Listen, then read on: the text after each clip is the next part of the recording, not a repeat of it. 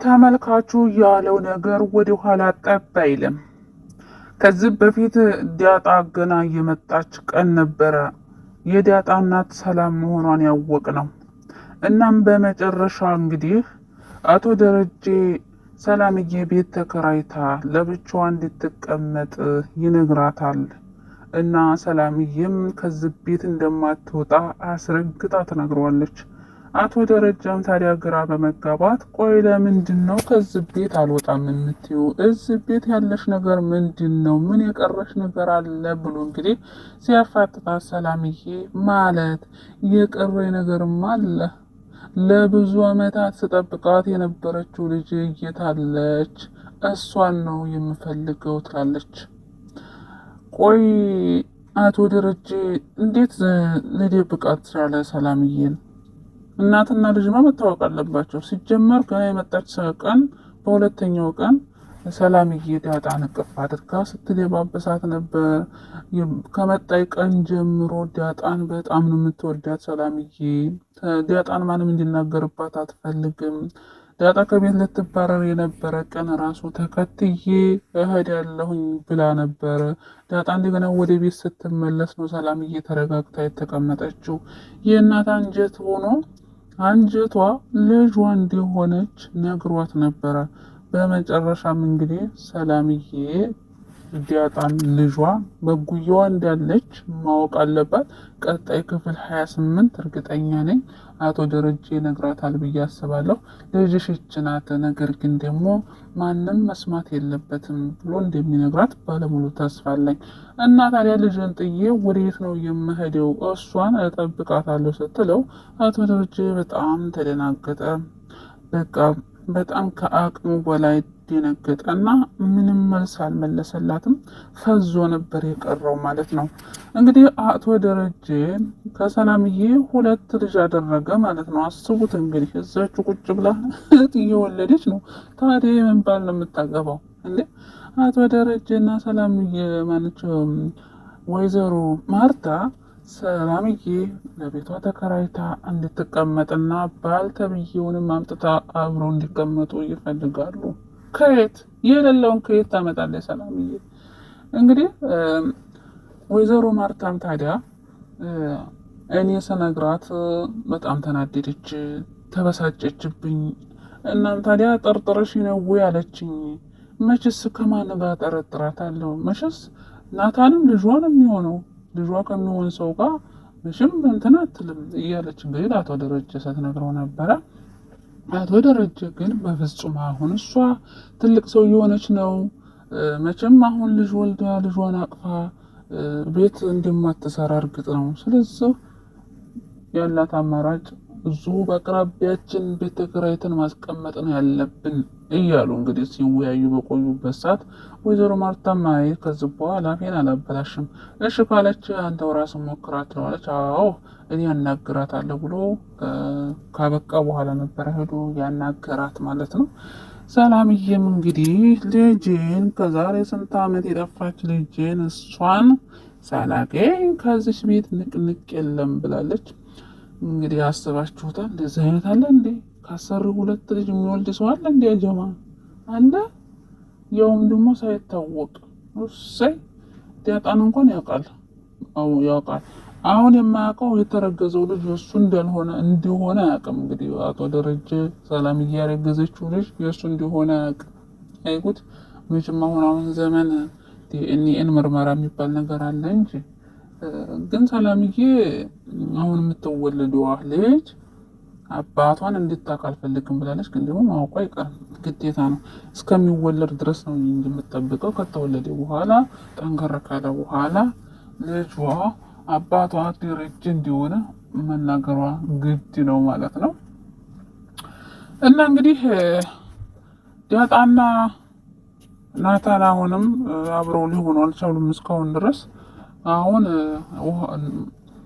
አብዬ ምግብ ሰርታ እንግዲህ ለናታን ታመጣለታለች። ታመጣና እስኪ ቀመስልኝ በጣም ቆንጆ ምግብ እኮ ነው ምናምን ትለዋለች። አረ ቆንጆ ነው እንዴት ነው ነገሩ ይላታል። እንዴ እኮ ቆንጆ እኮ ነው፣ እኔ መስራት አልወድም እንጂ እኮ በጣም አሳምሬ ነው የምሰራው እያለች እንግዲህ አጉርሰኝ ብላ ታስገድደዋለች ማለት ነው። እሷ አጎረሰችው፣ ግን እሷ አጉርሰኝ ብላ ስታስገድደው እንግዲህ ሊያጎርሳት ሲል ዲያጣ ድንገት ስትመጣበት ቶሎ ብሎ ወዲያው ጉርስ ያደርገዋል።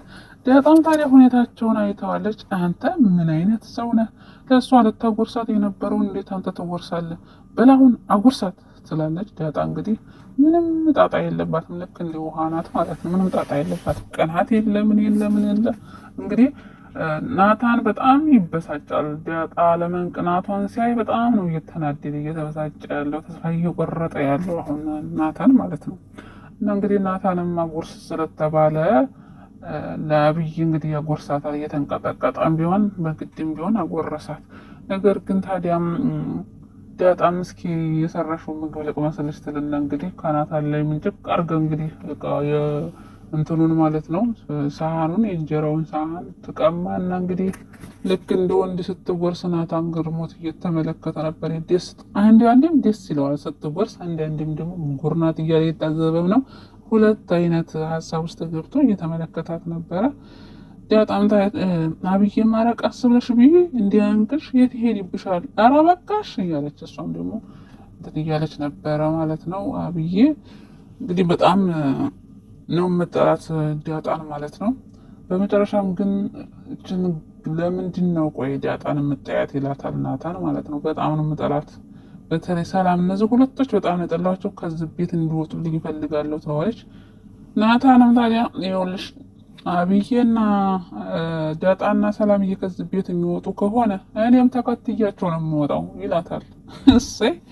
ከዛ ታዲያ እንዴ ማለት አንተ ለምንድን ነው ተከትላቸው የምትወጡ? ነገርኩሽ፣ እነሱ ከዚህ ቤት የሚወጡ ከሆነ እኔም አብሬ ተከትያቸው ነው የምወጣው ብሎ እንግዲህ እንቅጩን ነግሯታል ማለት ነው። ከዚህ በኋላ ዳጣን እና ሰላምዬን ታስቸግራቸዋለች ብዬ አላስብም ማለት ነው። እንግዲህ ባለፈው ክፍል አብዬ አባቷ ክፍል ገብታ የዲኤንኤን ወረቀት ውጤት ይዘው ነበረ። ልታነበው ስትል ዳጣ ከድንገት ትደርስባታለች። ታዲያ ዳጣ ጎበዝ ናት፣ አንዳንዴም ጎበዝ ናት። እና ታዲያ እንግዲህ እስኪ ላንብበው ምናምን ተማርሽውን ነው አንቺ የምታነብው እያለች እንግዲህ አብዬ ስታንቀላፋ ዳጣ ጀግኒት እንግዲህ ከእጇ ላይ ምንጥቅ ታደርጋታለች። ከዛም በኋላ ቆይ ሰላምዬ ተጣራች መሰለኝ እሳት እያለች እንግዲህ ዳጣ ከክፍል ትወጣለች። ምክንያቱም ያንን ወረቀት እንዲያታይ ስለፈለገች ነው። ሰላምዬ ታዲያ ሳሎን ቁጭ ብላ ነበር ማለት ነው። ምንድነው እሳት ምናምን ሰላምዬን እየጠቀሰች ዳጣ አሁን አልተጣራሽም እሳት አላልሽም ምናምን እሳተ ገሞራ አሁን እኮ ቦግ ሲል አሁን ጠፋታለች ሰላምዬ ማለት ነው። የልጇ ጠበቃ ማለት ነው ሰላምዬ የልጇ ጠበቃ። ከዛም በኋላ እንግዲህ አሁን እናንተ ሁለታችሁ ቀለዳችሁብኝ ማለት ነው ትላለች። ለማንኛቸውም አሁን ዳጣን ማገዝ ትተሽ እኔን ታግዥኛለች ትላታለች። ምክንያቱም ናታን እኔን እንዴት እንደሚወደኝና ቆንጆ ናት እያልሽ ንገሪው ብላ ትላታለች ሰላምዬን ማለት ነው። አብዬ ሰላምዬም እንግዲህ ያላት አማራጭ ይሻለቻት፣ ነገር ግን ደግሞ አትመክረውም። ለራሷ ለልጇ የእሷ አማች እንዲሆን ነው የምትፈልገው ሰላምዬ እንጂ ያብዬ ሆንም። ግን ደግሞ እናትና ልጅ መተዋወቅ አለባቸው። መቼ ነው የሚተዋወቁት እናትና ልጅ? ሰላምዬና ዳጣ ማለት ነው። ሁለታቸውም ይዋደዳሉ። የእውነት ደግሞ ሁለታቸው መልካቸው ራሱ አይመሳሰልም። ያጀማ የእውነት በጣም ነው ደስ የሚሉት ማለት ነው። እናትና ልጅ መተዋወቅ አለባቸው። እንግዲህ ውሃ እና ማን ነበረች የውሃ ጓደኛ ስሟን ብዙም አልይዘውም። እነሱም አንዴ እንትን ሰርተዋል ማለት ነው። እንግዲህ ሱቅ የሚሸጠው ሰው በጥፊ መቷት ውሃን። ስጃራ ማጨስ ነው እስኪ ስጠን እንቅመሰው ሲሉት እንግዲህ እሱ በጥፊ መታቸዋል። ከዛም በኋላ መተው ለዳጣ ይነግሯታል። ዳጣም ትናደድና እንኳንም መታችሁ፣ ይሄንንማ ለአባዬና ለትዬ ነው የምናገረው፣ ለጋሸና ለትዬ ነው የምናገረው። ኧረ እባክሽ አትናገሪ፣ እኛ እኮ አነጣጣም ልንቀምሰው ነው እንጂ አነጣጣም እያሉ እንግዲህ ሲጨነቁ ነበር። በመጨረሻም ታዲያ ወይዘሮ ማርታ ሰምታ ውሃን ስትቆጣት ነበረ እና እንኳንም እንኳንም መጣችሁ። እንዴት እንደዚህ ታደርጋላችሁ? ኧረ ተይ ግድ የለሽም ተይ፣ እንዲያው ተይ፣ እንዲያው መልሼ ልዋጥሽ እንዲያው ምን ይሻልሻል እያለች ነበር ወይዘሮ ማርታ። የሚዋጥ ቢሆንማ ውሃን ዋጥ አድርጋ ታርፍ ነበር ወይዘሮ ማርታ ማለት ነው። የዋህ ናት። የውሃ ደግሞ ለየት ይላል። ለማንኛውም ቀጣይ ክፍል በጉጉት እንጠብቃለን። እናትና ልጅ ተዋወቁልን። ለዚህ ቻናል አዲስ ከሆናችሁ ሰብስክራይብ፣ ላይክ እና ሼር እያደረጋችሁ